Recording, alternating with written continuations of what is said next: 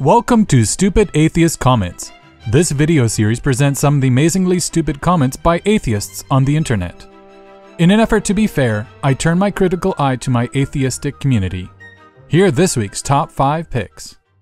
This week's first comment comes to us from Shaded Grey Art, and he said, I disagree with his reply on comment 2. All religious people should be locked away and re-educated. It should be banned and made illegal.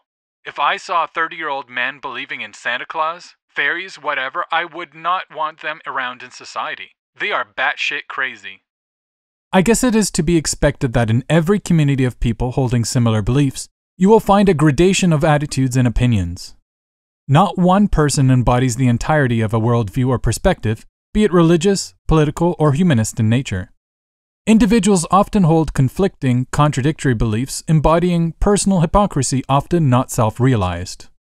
Only 2 short years ago did I admit to myself that I was in fact an atheist. Upon realizing my position on the God claim, I naively assumed that others who self-identified as atheists would be equally thoughtful for coming to that conclusion. Oh, how wrong was I. The world is full of people making stupid comments, irrespective of their religious or non-religious positions, their education, or their lack of. Now let's dive into the specifics of this first comment and address my objections. Regardless of how you may feel towards people who hold irrational religious beliefs, suggesting that everyone, including all the religious grandmothers and grandfathers, mothers and fathers, brothers and sisters the world over should be locked up and re-educated by force, is truly a disgusting, immoral, and idiotic comment. Most people who hold on to their beliefs of imaginary father figures and zombie saviors are content to be at most a nuisance to the average non-believer, and no one should be locked up, fined, or imprisoned for holding beliefs that are ungrounded. Sure, if you engage in violence, death, and destruction due to your religious beliefs, you should be held accountable, but that should be the case irrespective if the motivations were religiously inspired or not. If we started rounding up people because they hold baseless beliefs, nearly everyone, theist or atheist, would be locked up. Just because we reject the God claim doesn't make us immediately 100% rational in all our opinions. Everyone, on any given topic, holds partial truths and falsities that cloud our judgments. No one is infallible and perfectly knowledgeable on all issues. Our opinions are based upon our experiences, which include conversations with others who may or may not know what they are talking about, our exposure to the media, which often skews information for whatever agenda they may have, our education, which may be incomplete, biased, and error-prone due to our attentiveness, and our personal gut feeling, common sense, which can often lead us astray. Comments like the one above give rationally minded, compassionate, empathetic atheists a bad name. I believe that everyone should have the freedom to believe whatever their heart desires. I have no desire to limit freedom of speech or punish others for their thoughts.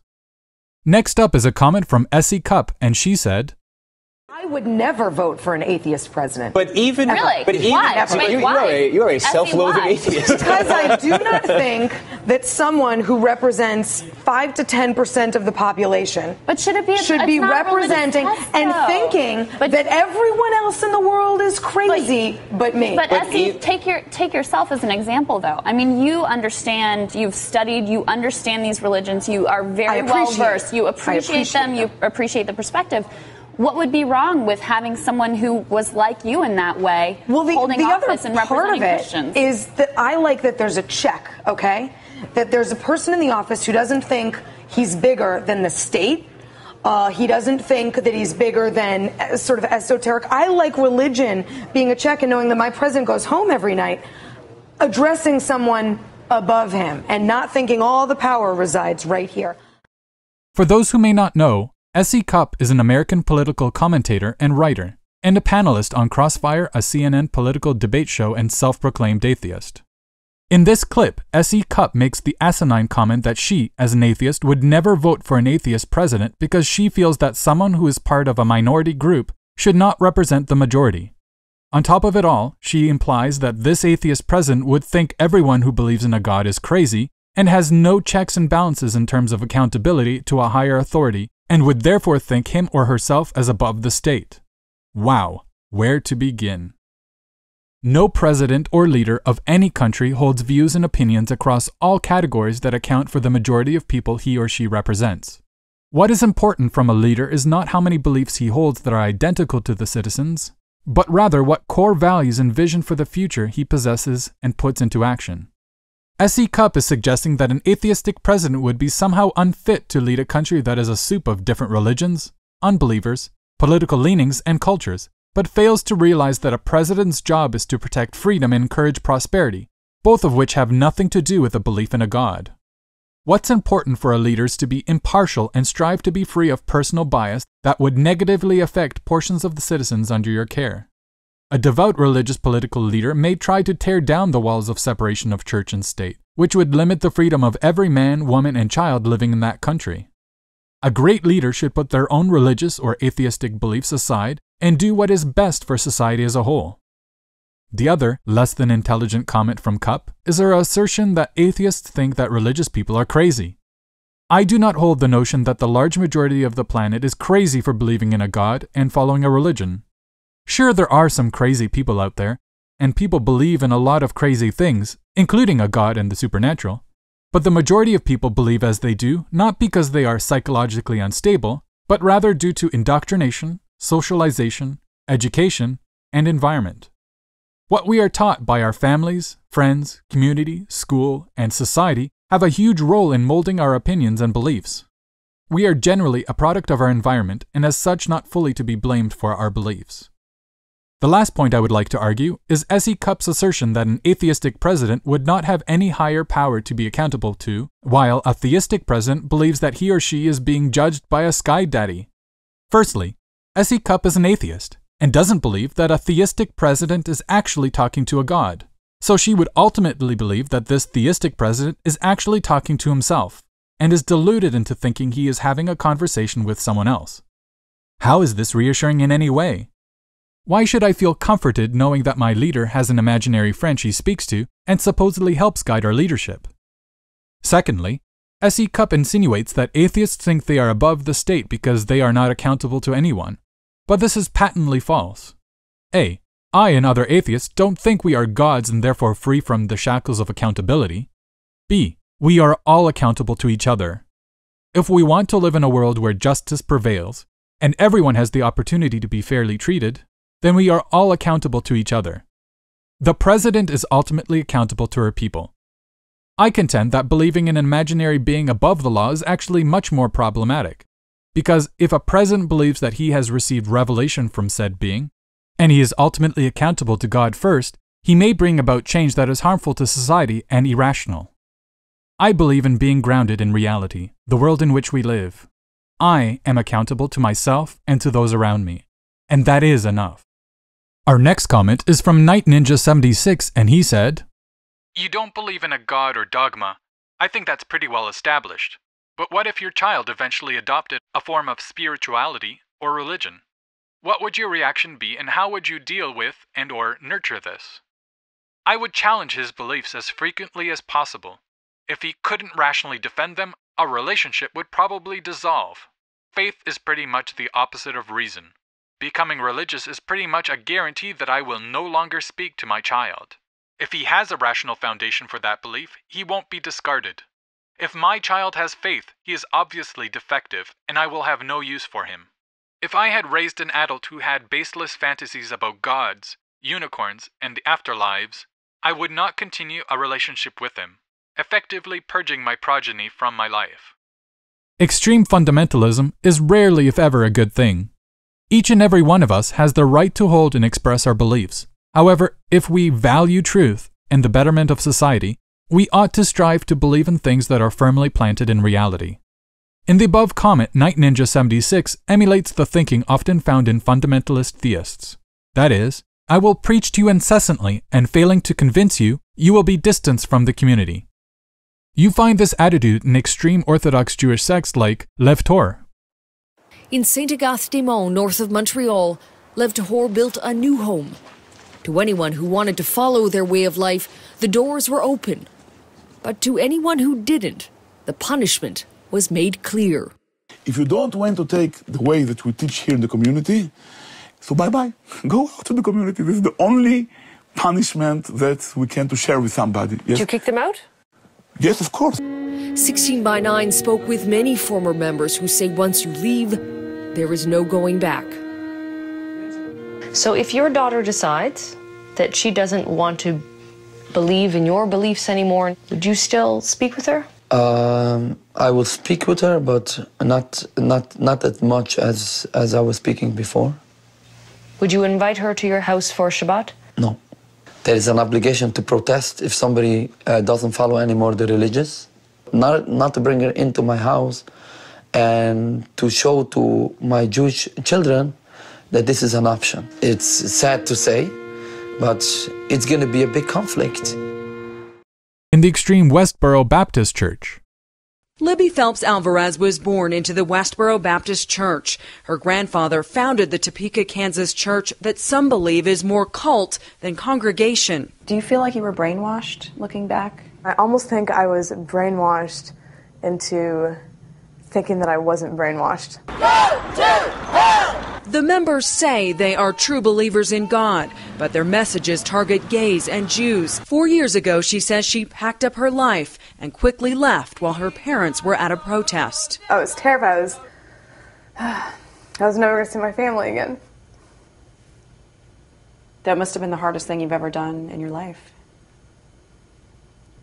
How did you break the news to your parents and the church that you were gone? I didn't. Have they tried to reach out to you in any way? My aunt emailed me and said that nobody wants to talk to me anymore. Alvarez still has regrets for hurting people, but is embracing her new life with open arms. A different kind of threat can come from inside the church, to children who question Westboro Baptist's gospel of hate. Bo Drain is towing the line right now, but his parents warn he'll have little tolerance if that changes. What if he grows up and doesn't agree with everything anymore? Then I'll have to say, goodbye, Boaz. What do you mean, goodbye? Goodbye. Goodbye what? Goodbye, like, see you later. That's the Lord. You would be okay with that? You'd be okay with casting out your own? You don't have to cast them out. They'll go away of their own accord. I already had one leave. I got a 24-year-old daughter. She's gone. He's talking about Lauren. After questioning Westboro's hateful message, she says her parents had no trouble voting along with other Westboro members to kick her out of the church. I saw some hypocrisies, and I mentioned them, and they hated it. You spoke out? Absolutely. But you're not supposed to speak out. No, right? I didn't. You're not supposed to speak out. You're not supposed to question anything. Lauren says being cast out of the church also meant she was immediately banished from her own family. The people who are spiritually bound to one another because of a shared fear of the Lord, that's really your family. Your parents say you have to leave. Yeah. Are there tears? Are they hurting that they have to do this? My dad didn't cry, my sister didn't cry, my mom cried. I'm bawling and like out of my mind, you know, and they're laughing, and it was just very bizarre. And you're saying to them, I don't want to go? Yeah. Are you telling them you'll live right? I'm telling them I'm sorry. I'm telling them I'll do anything. What is it going to take? When can I come back? And Lauren says it broke her heart to see how quickly her young siblings, already programmed to hate, were turned against her. I was gone a week. I came back to get my stuff, and my little 3-year-old sister told me, "You don't live here anymore," mocking me. I raised her from the time she was born, and I used to watch her every day. And a week later, she is happy I'm gone. Lauren's fate is a strong lesson for other children of the church. As for her parents, they say they have no regrets. You don't miss her? You don't miss your daughter? No. Why would I miss her? Because she's your daughter. Hardly. You don't miss your daughter at all. She chose a life that is contrary to the scriptures. She chose that life. So that's the Lord. If your daughter wanted to come back, is she allowed back? If she's one of God's elect, of course she is. But in my house, no. Your daughter's going to hell? Of course she is. And even in more moderate households where children come out as being homosexual.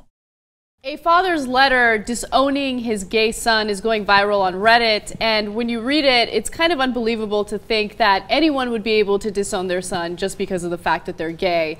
But I want to read you a little bit of it so you guys get a sense of how hateful this father is. It's addressed to James, who put this on the internet in the first place. And it says, James, this is a difficult but necessary letter to write. I hope your telephone call was not to receive my blessing for the degrading of your lifestyle. I have fond memories of our times together, but that's all in the past. Don't expect any further conversations with me. No conversations at all. I will not come to visit, nor do I want you in my house. You've made your choice, though wrong it may be. God did not intend for this unnatural lifestyle. If you choose not to attend my funeral, my friends and family will understand. Have a good birthday and a good life. No present exchanges will be accepted. Goodbye, Dad. It cannot be helped that people will hold alternative views on any number of different topics. If we distance ourselves from anyone for holding perspectives we do not agree with, we would all be alone. The solution is to be tolerant of one another, to have conversations, to be open to new information, and to think critically. As a parent, it is your job to be a guardian to your child, to love and foster a healthy relationship, and to teach them how to think, not what to think.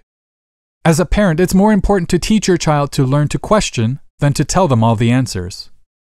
Children start their life off as miniature copies of their parents and grow into individuals built upon their own unique experiences.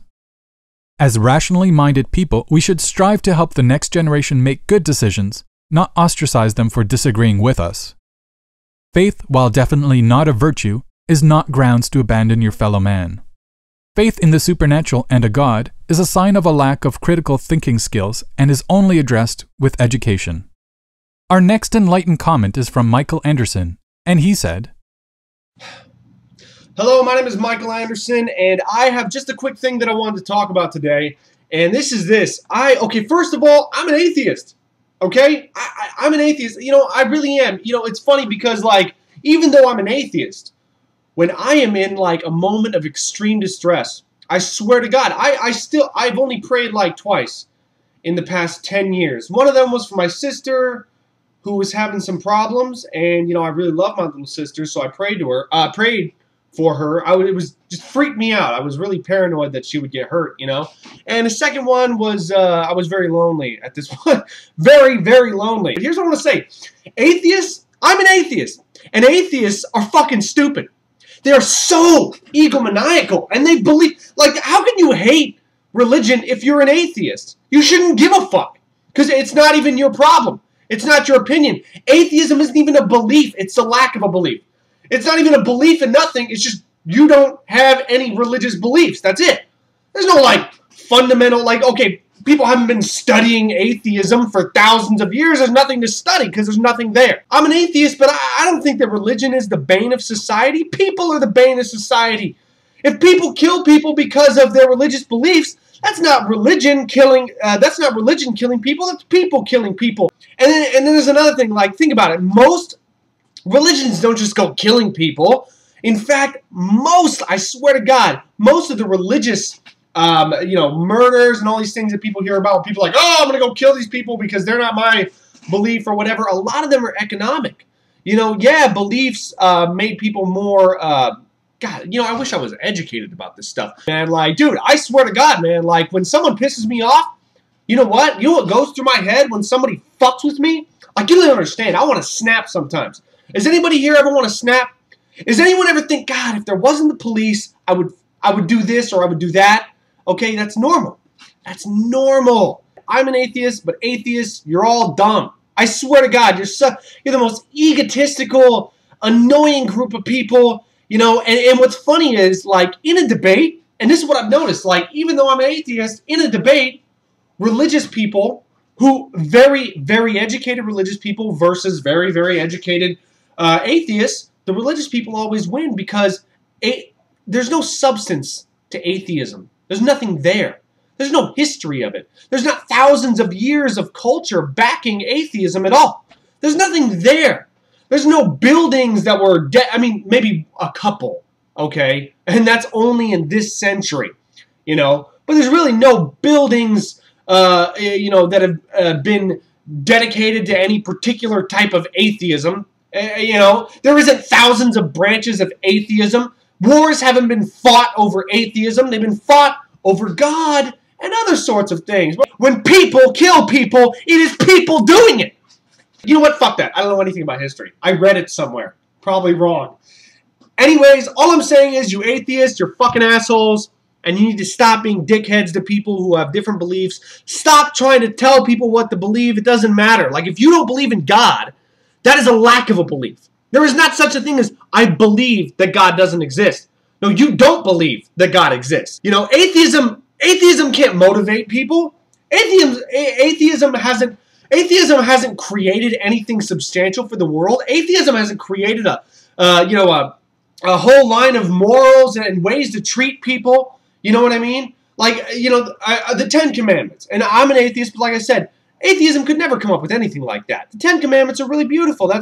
They really are, you know, and the Bible is full of terrible things, don't get me wrong, but it's an amazing piece of work. Even though I'm an atheist, atheism doesn't motivate me to do anything in particular. And if atheism motivates you, it's not really atheism that's motivating. If atheism motivates you to do anything in this world, it's usually not about there not being a God.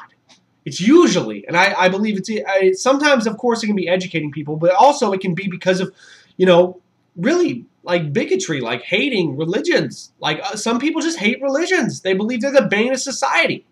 You know, the belief in something never did any harm to anybody. It was people's actions that harm people. But atheists, you're assholes, and I'm an atheist, and you guys need to stop. You need to stop, like, basically hating on people just because they're religious. It doesn't get anyone anywhere, you know? You're not going to help anybody. I'm just saying. Oh dear. Did you catch that? I think this guy's an atheist. Hard to tell, isn't it? Because he was beating around the bush the whole time. But my gut feeling is he's a denier of God's existence. Anyway, let's get on to the content of this particular comment. Mr. Anderson is a self-proclaimed atheist who prays to God and categorizes all atheists, I guess himself included, as stupid, annoying, egomaniacal assholes. He believes that since atheists don't believe in a God, we shouldn't care about religious beliefs. If religious people were content to keep their beliefs to themselves, and did not try to teach their baseless assertions to other people's impressionable children, did not try and pass laws mandating religious indoctrination, did not try and dissolve the church-state separation, and did not interfere with the lives of non-believers in any way, then we shouldn't be concerned with what they believe. Unfortunately, we do not live in such a world. The beliefs of the religious have far-reaching effects onto everyone's life. Next, Mr. Anderson claims that atheism is a lack of religious belief. However, that too is also untrue. Strictly speaking, atheism is the disbelief of a God. From that, atheists typically lack religious beliefs, but atheism is specifically regarding the God claim, not the beliefs formulated by religious people who assert that a God exists. Next up on the chopping block is Mr. Anderson's assertion that religions are not the bane of society, people are. People's actions are motivated by many factors, including religious, political, cultural, and economic. Yes, ultimately each person makes their own decisions in life, but why they choose to do X rather than Y is not typically done arbitrarily. Religious beliefs exist in the mind of religious people, and so the actions of a religious person, good or bad, is the end product of their indoctrination. People and their actions are the real-world embodiment of the religion. Mr. Anderson next asserts that in a theist versus atheist debate, the theist always wins because atheism supposedly has no history, no culture, and no substance. What he fails to understand is that atheism is not a positive belief that needs to be defended, but rather a rejection of a belief made by others. In a debate setting, it is not the job of the atheist to prove atheism true. The job is to show that the theistic position is irrational and unfounded. Once a person has rejected the God claim, he or she can adopt a positive belief such as humanism, which can help them guide their actions and perceptions. Mr. Anderson then goes on to claim that atheists could never have created anything as beautiful as the 10 Commandments. It's amazing how wrong a person can be. Numbers 1 and 2 actually don't have anything to do with ethics at all. They are injunctions. They remind or instruct you that I am the Lord thy God, that thou shalt have no other gods before me, and they forbid the making of graven images. The commandment against the making of graven images, or images of God, is very upsetting to many Catholics who often leave this bit of the commandment out, because where would Christian art and devotional painting be if you couldn't make impressive images of God, his son's mother, then we are rather sternly ordered not to take the name of this God in vain. And it's then added rather superfluously that you won't be held guiltless if you do take the name of this Lord in vain. Well, no one has ever worked out exactly how to obey this commandment. Is it taking the Lord's name in vain to shout, God is great, while blowing yourself up and killing innocent people? Some say it's obedience to the law of God. When I say God knows, I really mean I think that nobody knows. It's usually wise when promulgating eternal laws to be clear about what you mean. Remember the Sabbath day to keep it holy. The Christians who want this inscribed in courtrooms and in schoolrooms would end up taking Saturday off rather than Sunday, because this program of commandments is actually a program for the establishment of a fundamentalist Jewish state. Commandment number 5 enjoins that thou shalt honor thy father and thy mother, which seems reasonable enough. It's an interesting commandment because when given in full, it says that if you do so, you will have a longer tenure of the land that's been promised to you. It's one of the few commandments that comes with an inducement, if you will. It even seems to suggest that you should honor your father and mother because you expect a legacy from them. Number 6, thou shalt not kill. Almost immediately after the events at Sinai and the delivery of these instructions by God from the top of the mountain, Moses orders all his supporters to draw their swords and kill all their friends and brothers for their profanity. Number 7, thou shalt not commit adultery. The Turkish government, an Islamic party, recently tried to make this actual law in Turkey itself, but failed. It's difficult to see why this well-known offense should be classified with murder and theft and perjury. Usually the punishment for those who commit it is what you might call self-inflicted. Commandment number 8, thou shalt not steal. Very little to quarrel with here. We don't know of any society that has a commandment saying it's okay to steal, or a social custom that allows it. Then we arrive at a moment of comparatively rare nuance and sophistication. Thou shalt not bear false witness against thy neighbor. The idea of convicting someone who is innocent by bearing false testimony against them is and should be shocking to the entire human conscience. So this is not only one of the finest of the commandments, maybe the finest, but in its stress on the not and the false witness against, it shows a very rare and careful sense of the balance and scruple that's required for judgment and justice. The last of, at least this version of the Ten Commandments, is also sometimes famous by its number, number 10.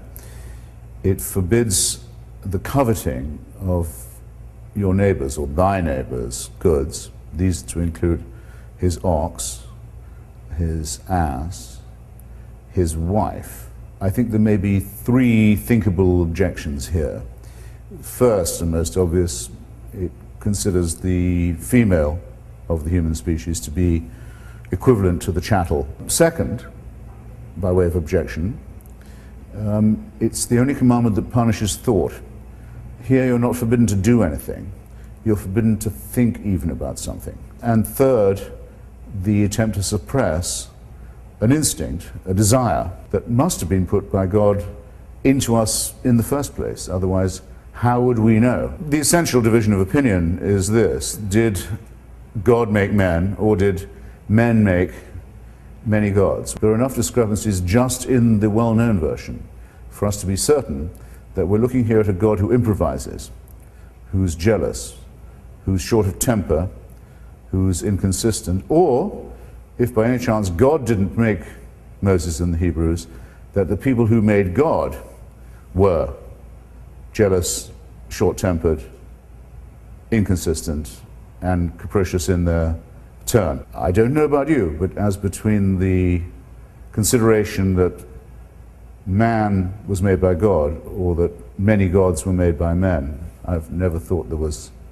much doubt as to which was the correct version. How might a Decalogue look if it was written for the 21st century? I never quite trust myself beginning a sentence by saying, "Thou shalt not," but let's see if we can adapt this famous question. Number one, do not condemn people on the basis of their ethnicity or their color. Number two, do not ever even think of using people as private property or as owned or as slaves. Three, despise those who use violence or the threat of it in sexual relations. Number four, hide your face and weep if you dare to harm a child. Number five, do not condemn people for their inborn nature. Why would God create so many homosexuals only in order to torture and destroy them? Number six, be aware that you too are an animal and dependent on the web of nature. Try and think and act accordingly. Number seven, don't imagine that you can escape judgment if you rob people with a false prospectus rather than with a knife. Number eight, turn off that fucking cell phone. You can have no idea how unimportant your call is to us. Number nine, denounce all jihadists and crusaders for what they are. Psychopathic criminals with ugly delusions and terrible sexual repressions. Number 10, be willing to renounce any god or any faith if any holy commandments should contradict any of the above. In short, don't swallow your moral code in tablet form. I've only highlighted a few of the stupid comments contained within this video. Check out the full video for a complete jaw-dropping experience. Lastly, we have a comment from Marshall Mathers who said this. "You stupid atheist twat, Islam is peace. I will kill you. I blow you up. Islam is peace. I rape your wife and children. Islam is peace. Death to whites and blacks. Allah Akbar. Only smelly Arabs are the best. Death to stupid fucking Christians and atheists. You're the same, die bitch, die. Islam is beautiful. We love each other but want to kill everyone else. Boom." If you have spent any time in the comment section of some of my videos, and undoubtedly other channels' videos, you may have come across this YouTuber, or others like him. Marshall Mathers, not the rapper Eminem, is really an atheist troll going around writing ridiculous comments as if he was a radical fundamentalist theist. If you have ever watched or listened to the Atheist Experience TV program, you would have undoubtedly heard atheist trolls come onto the show to make crazy theistic arguments and waste time. The world is already full of legitimately foolish beliefs, and there is absolutely no need for atheists to waste airtime or stir trouble in the comment section creating fake characterizations of religious positions. It's immature, entirely unproductive, and reflects poorly on the rational skeptic atheistic community. Want to combat irrational beliefs? Have a conversation with a person who actually holds such beliefs. Want to be funny? Create a skit on your own time. I wish that the very act of rejecting the God claim would result in an immediate jump in IQ and an enlightened perception of reality.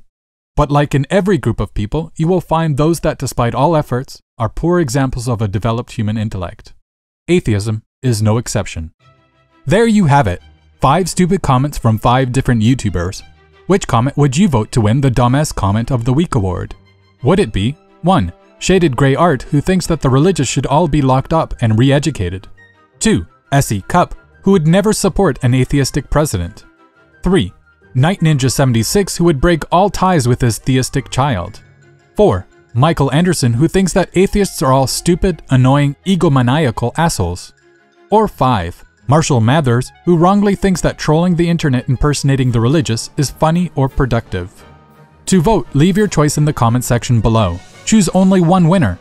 Results will be available on my Facebook page and Google Plus page 1 week from today on Friday, April 4th. Check back to see who won. If you enjoyed this video, remember to press the like button and share with everyone.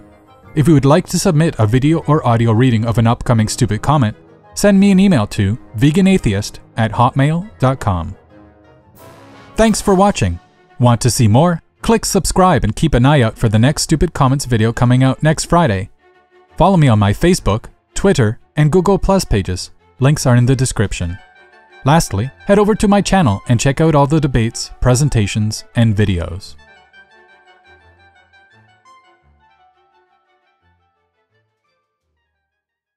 First of all, I'm an atheist. Okay? I'm an atheist. You know, I really am. Even though I'm an atheist, and I admit that I'm an atheist, I'm an atheist. I'm an atheist. Even though I'm an atheist, and I'm an atheist, I'm an atheist. I'm an atheist, and I'm an atheist. I'm an atheist.